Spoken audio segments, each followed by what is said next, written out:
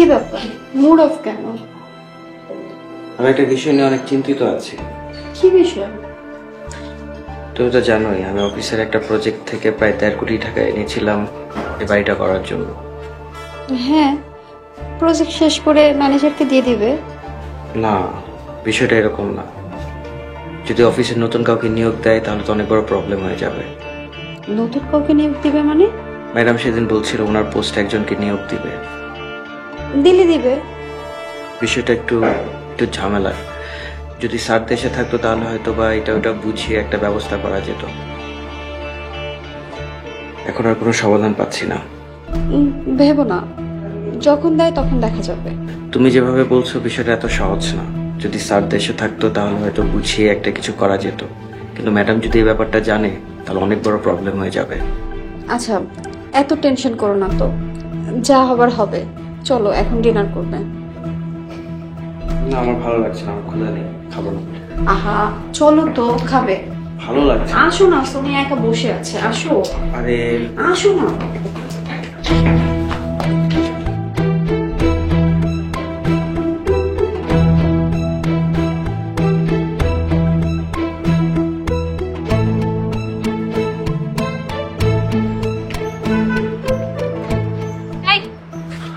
কি ব্যাপার, তুমি আমার অফিসের সামনে কি করছো?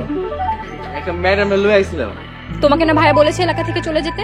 না, আসলে মগের মূল লোক আপনার দুলাভাই একটু আগে বকাবই করে গেছে। এখন আপনিও বকাবই করতেছেন? আমার দুলা ভাই না তোমার ভাই?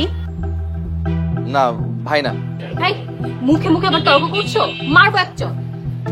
কি ব্যাপার, কি হয়েছে? আমি রিক্সাতে দাঁড়ায় আছি, উনি আমার বকাবই করতেছে। রিক্সা দিয়ে আমি এসেছি। কি বলছেন ম্যাম, গাড়ি থাকতে আপনি রিক্সা দিয়ে এসেছেন? হ্যাঁ, আমার রিক্সা চলাচল করতে বেশি ভালো লাগে।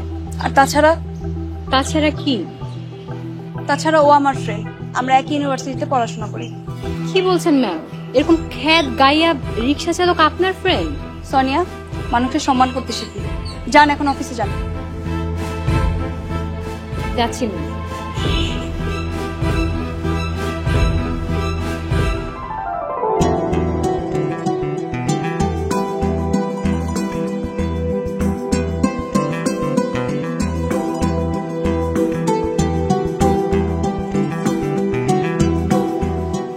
কি ব্যাপার, রফিক সাহেব তোমার সাথে এমন রিয়েক্ট করলো কেন? কারণ উনি আমার বড় ভাই। উনি তোমার বড় ভাই? হ, আমার আপন বড় ভাই। আমরা গরিব গ্রাম থেকে আইছি বইলা আমাকে বাড়ি থেকে বাইর করে দিছে। ভাই হয়ে ভাইকে বাসা থেকে বের করে দিয়েছে?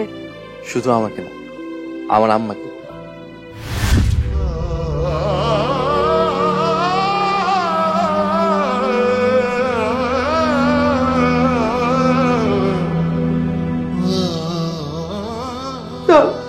চল আমরা এবার থেকে জায়গা চল।